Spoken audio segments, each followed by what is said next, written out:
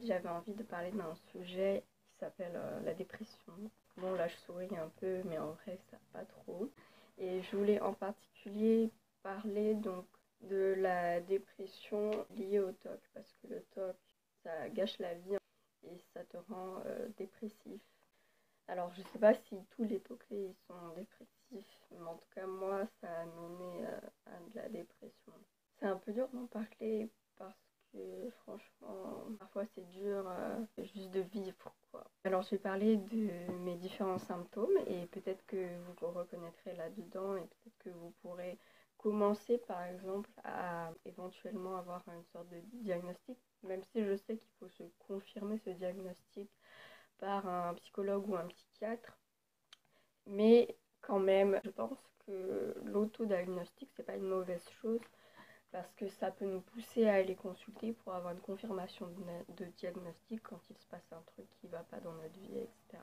Alors, il y a plusieurs symptômes de dépression. Toutes les dépressions ne sont pas pareilles chez tous les individus, mais quand même, il y a des symptômes qui sont assez gros et qui sont importants de voir pour savoir si vous êtes en dépression. Et je vais en particulier parler de la dépression liée au TOC parce que je trouve que c'est assez particulier quand même par rapport à une dépression simple. Je sais qu'il y a différents types de dépression. Il y a aussi les dépressions liées aux troubles bipolaires qui est encore un truc bien spécifique. Et il y a même la dépression liée à la schizophrénie qui est encore autre chose.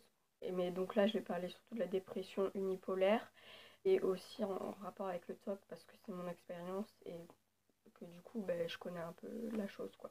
Donc, premier symptôme, déjà, c'est le... Enfin, premier, ça dépend des gens. Hein. Mais il y a notamment le symptôme de se sentir vraiment vide. C'est-à-dire que parfois, on ne ressent pas les émotions. Moi, comment je le vis? Je le vis difficilement. Hein. Il y a un autre symptôme aussi qui peut vous alerter. C'est le fait de rester dans son lit, genre toute la journée. Si vous restez dans votre lit toute la journée, ça peut être un symptôme de dépression. Hier, je suis restée de genre 13h jusqu'à 21h dans mon lit. Mais après, j'ai pas mangé et tout. Et le soir, j'ai pas mangé. J'ai juste mangé du pain. J'en ai déjà parlé dans l'autre vidéo. Ça s'appelle la clinophilie. Vous pourrez aller chercher le mot sur Google. Vous reconnaîtrez peut-être. Qu'est-ce qu'il y a d'autre aussi? Voilà, en fait, j'en ai parlé en même temps. C'est le manque d'appétit. Moi, par exemple, je mange très peu et du coup, je maigris. Alors déjà que je suis maigre en plus, c'est pas bien. Mais parfois, ça peut être l'inverse. Ça peut être un excès d'appétit. Donc, soit vous maigrissez, soit vous grossissez. Il y a un autre symptôme de dépression aussi qui est l'envie de rien. C'est-à-dire que tous les trucs que vous aimiez faire, vous avez plus envie de les faire. Par exemple, moi, il y avait un truc que j'aime beaucoup faire, c'était danser chez moi. Voilà, j'adore danser. J'adore la musique et tout. Et maintenant, franchement, je danse plus. Et la musique, elle me donne pas envie de danser, alors qu'avant, je dansais. Franchement, parfois, je dansais tout le matin. Mais là, non. L'envie de rien faire. Vous sortez pas de chez vous. Vous avez plus de passion. Vous faites rien, quoi. Je vais parler d'un autre truc aussi, ça s'appelle la dépersonnalisation, voire la déréalisation, mais moi je fais pas de déréalisation, je fais juste de la dépersonnalisation, dû à l'angoisse et aussi à la dépression. Alors c'est pas obligé que ça vous le fasse, hein, mais ça peut vous le faire. Et je trouve que dans le TOC, vu qu'il y a beaucoup d'angoisse, ça le fait pas mal. J'aimerais bien d'ailleurs parler de ce sujet en particulier, la déréalisation, la dépersonnalisation, parce que c'est un sujet intéressant déjà et ça peut être intéressant de parler que de ça dans une seule vidéo, mais bon, pour l'instant, je ne vais pas faire ça, j'en parle juste vite fait. Dépersonnalisation, c'est le fait de ne pas se sentir dans son corps. Ça fait très angoissé, hein. Moi, la première fois que j'ai ressenti ça, j'avais peur, quoi. Je dis, mais qu'est-ce qui se passe? J'existe plus. C'est chaud, quoi. Alors après, c'est vrai que moi, maintenant, je suis un peu habituée à ces symptômes-là. Je gère, quoi, mais ça me le fait moins aussi. Mais ça me le fait d'une autre façon. Enfin, c'est bizarre. En fait, ça me le fait pas mal, mais moins accentué.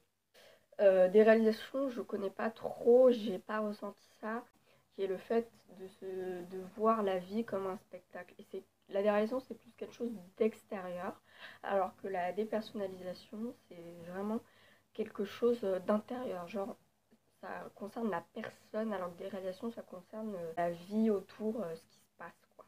Donc si vous avez plusieurs symptômes, il y a de grands risques que vous soyez en dépression. Il y a d'autres symptômes aussi, donc il y a l'apathie aussi. Alors, l'apathie, c'est le fait de ne plus rien ressentir dans son cœur, de n'avoir plus aucun intérêt pour la vie. J'aimerais bien en parler en particulier dans une vidéo, l'apathie, parce que c'est horrible. C'est vraiment horrible. Je préférais quand je ressentais trop les choses que quand je ressens rien. Rien ressentir, on se sent presque comme un psychopathe. C'est vraiment bizarre.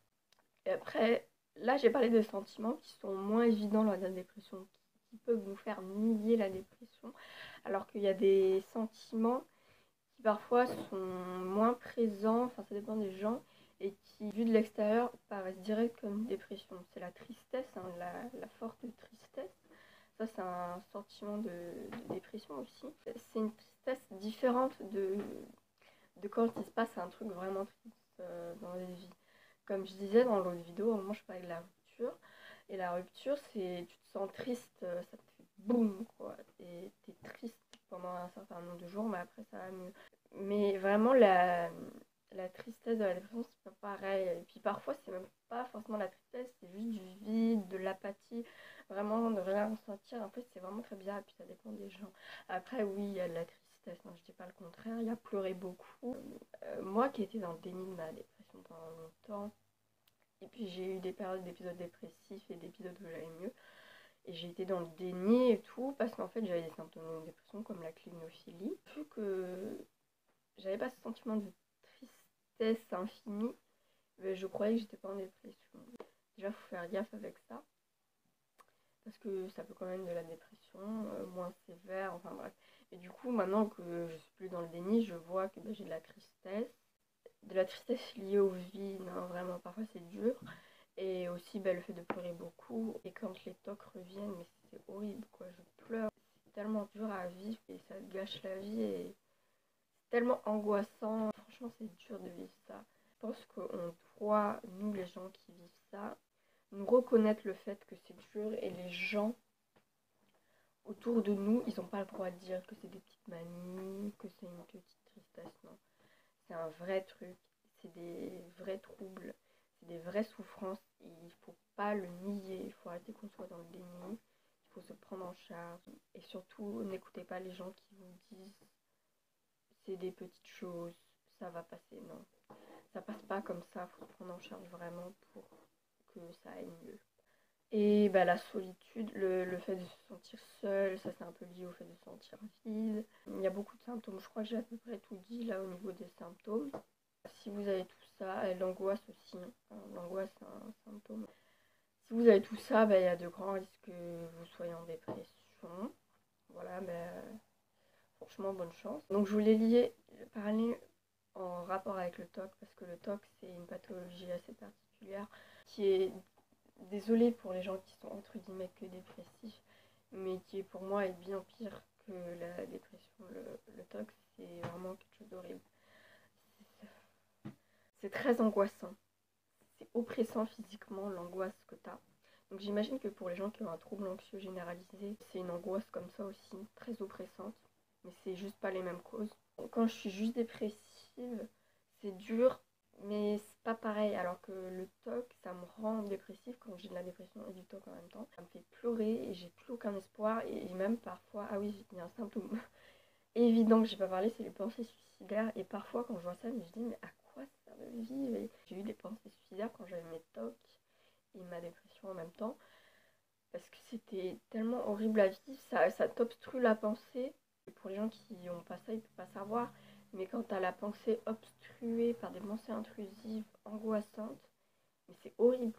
Et donc du coup, je vais parler précisément de la dépression liée au TOC parce que la dépression est différente de la entre guillemets simple dépression et je ne minimise pas la simple dépression, mais moi j'ai pas que ça. Il y a l'angoisse qui est très importante et qu'il ne faut pas minimiser.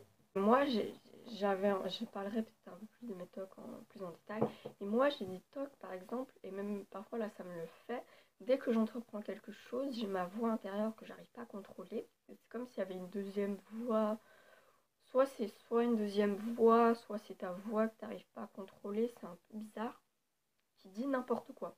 C'est pas la voix quand on le schizophrène, c'est vraiment ta voix à l'intérieur qui dit n'importe quoi. Moi, parfois, elle dit que tout ce que je fais, c'est nul, que c'est de la merde, que c'est des conneries, que je vais pas y arriver.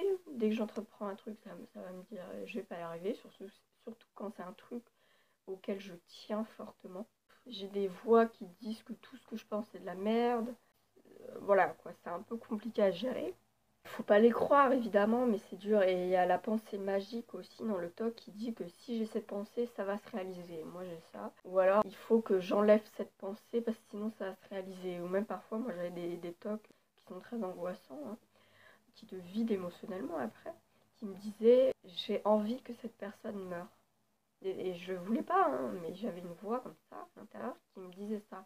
Et du coup j'avais peur, je me dis mais mon Dieu, mais si je pense ça, la personne elle va vraiment mourir. Ou des trucs en lien avec le meurtre, enfin des trucs horribles. Moi j'ai eu aussi beaucoup de talks liés au sexe. Ça c'est un sujet très tabou pour moi, les talks liés au sexe, parce que c'est très difficile à vivre. Et les gens qui ont ça, vous savez à quel point c'est difficile à vivre avec tous les talks qui sont liés à l'agression, au meurtre, au sexe, au viol. Peut-être que j'en parlerai quand je m'en sentirai, parce que c'est quand même assez compliqué d'en parler dans une vidéo hein, en lien avec ça. Voilà, en tout cas, c'est tout ce que j'avais à dire sur mon expérience de la dépression et à la fois du TOC aussi, qui est la cause de ma dépression. Si vous avez ça, prenez-vous en charge, vraiment, et ne niez pas vos souffrances. N'écoutez pas les autres qui nient vos souffrances aussi, parce que parfois c'est un peu ça. Voilà, peut-être que je parlerai aussi des traitements, parce qu'il existe des traitements évidemment, mais là c'est déjà un peu long, donc on va éviter. Mais voilà, c'est tout, bisous, et j'espère que ça vous aura plu.